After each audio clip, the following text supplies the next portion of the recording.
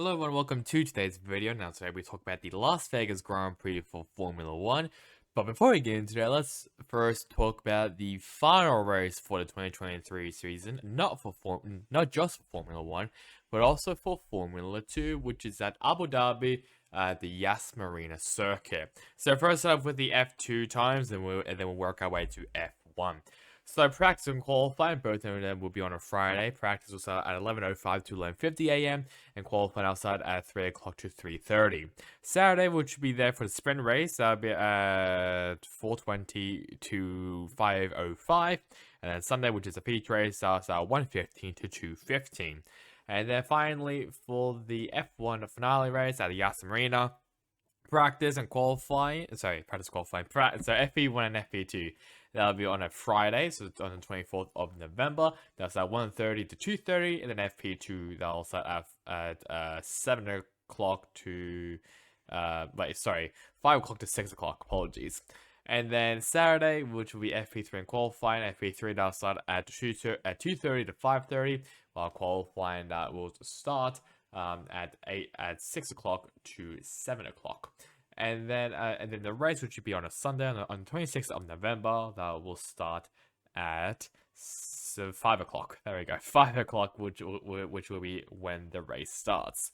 So with that out of the way, let's now talk about the F1 race at Las Vegas. Surprise, surprise, it was Max Verstappen who won this race, and Charles Leclerc, Sergio Perez, Esteban Ocon, Lance Stroll, Carlos Sainz, Lewis Hamilton, George Russell, Fernando Alonso, and Oscar Piastri ran at the top 10.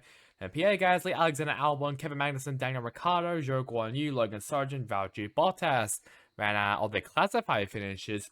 Then Yuki Tsunoda, Nico Hulkenberg, and Lando Norris, all of them with a DNF. So, where do we start here?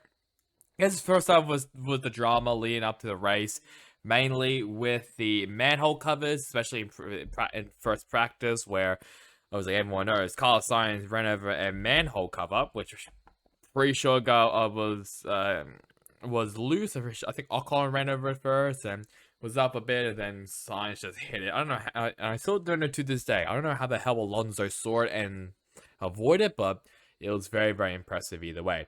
And then so obviously that caused a huge kerfuffle. And obviously people on Twitter were obviously quite shocked about it, and everyone obviously started to blame F1 and obviously comparing the F1 Las Vegas to Chicago and NASCAR. In my opinion, don't fucking bother. I mean, everyone makes mistakes, so it's just whoever does is just childish as fuck. But yeah, that's just in my opinion though.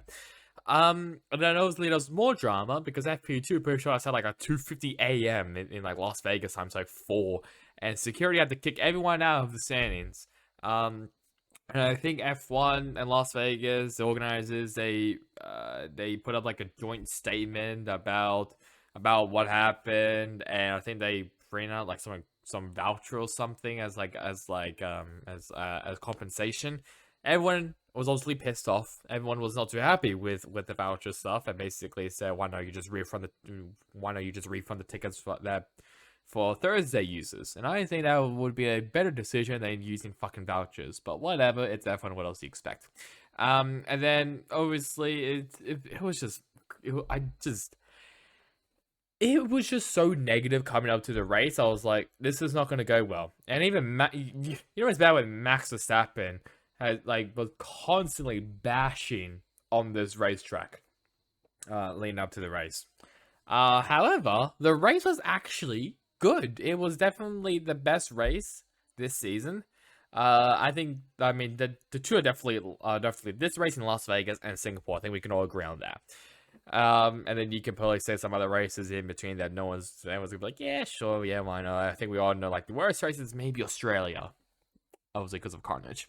But either way, so to answer the question of was it a good race? Yes, it was definitely a good race. It was definitely, as of right now, the best race. I don't know how good Abu Dhabi is going to be. Probably shite. But this Las Vegas race was actually really good, and it also changed Max Verstappen's opinion as well, basically saying that he's excited to come back here next year. So this track was actually really, really good. One thing I will mention though about this race is there was no grip as well. So let's actually get into the retirements. Hulkenberg and Sonoda, I think both of them because of electrical issues. No, Sonoda was a gearbox issue. Don't know what happened to Hulkenberg. Hulkenberg just came out of nowhere, just retired. The big one though was Lando Norris, as he actually, I think he got loose, he overcorrected it, and then hit the outside wall. Pretty scary wreck, I'll be honest. If you have seen Macau, the Grand Prix, Macau, you will see it was like poor hour. I'm pretty sure he crashed out, kind of in like the same way. I'm guessing like basically both drivers was overcorrected, and Norris just went spearing into the runoff. He was checked into some university hospitals. I'm pretty sure he was first went to the in-track medical center, and then it was escorted to another medical center just to double check on him. And luckily he is okay. Obviously he did sound pretty wounded, according to Zach Brown. So luckily he is okay. It was definitely a very hard hit, so I'm glad that Norris is okay. But yeah, that was it was actually a good race. There was a lot of passing, a lot of leader change, a lot of strategy as well, probably mainly of the safety car and stuff.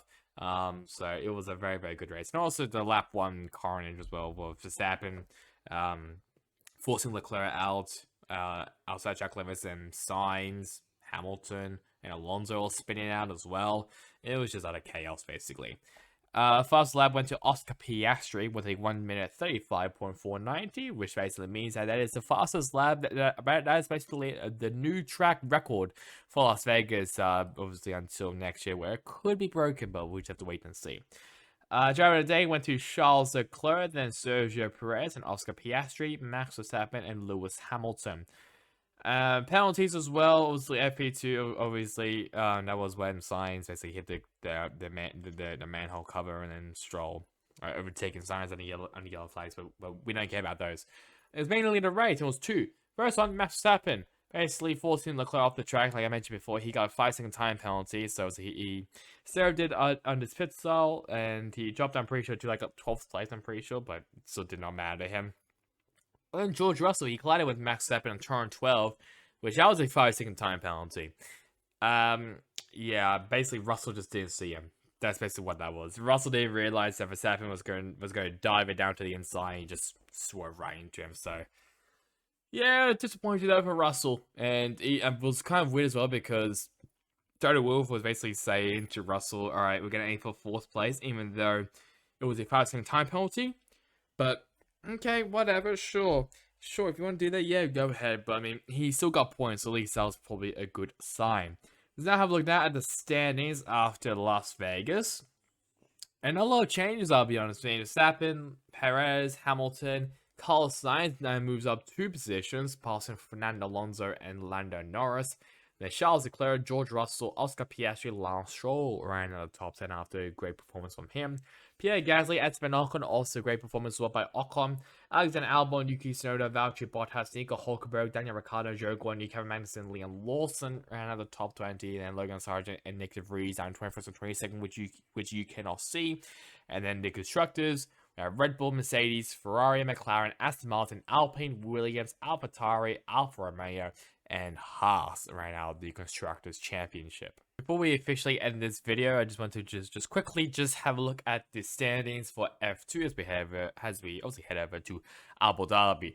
Theoretically, 3 drivers can win the championship. Obviously, you have Teo Pourchaire and Frederick Vessi and Ayumu Owasa. Now, Owasa, he basically needs a freaking miracle to win the championship. So he's a bit of a he needs a miracle. The 2 main drivers are Frederick Vesti and Teo Pourchaire. Those are the 2 drivers who could mathematically win the championship. There's currently a 25-point gap between Pourchaire and Vesti, which is basically a race win, a feature race win between Pourchaire and Vesti. Pourchaire, basically, he needs to get more points than Vesti, which obviously is more than 26 points. If Vesti does get pole position for the feature race, then that will be a bit more difficult for Pourchaire. Obviously, there's a bunch of things that you could probably say, this happened, all that other stuff, which obviously you could probably search up yourself and stuff. But But obviously, the two main drivers are Teo Porchero and Frederick Vesti. Those two are mathematically still eligible to win the championship. While Ayumi Owasa, he needs a miracle to at least win the championship. So there is what the standings looks like for F2. So just a reminder that the F2 and F1 they'll be going to Yas Marina Circuit for the final race of the championship respectively for 2023 for F2 and F1. So now I'd like you now to like, comment, and subscribe. It would really help me, especially on the channel as we get nearer to the end of this year in 2023. And hopefully 2024 will be a great season for F1, F2, and F3, and also the F1 Academy as well. So that's really about it for me. I hope you guys enjoyed it. Catch you guys on next time in the next one. Goodbye.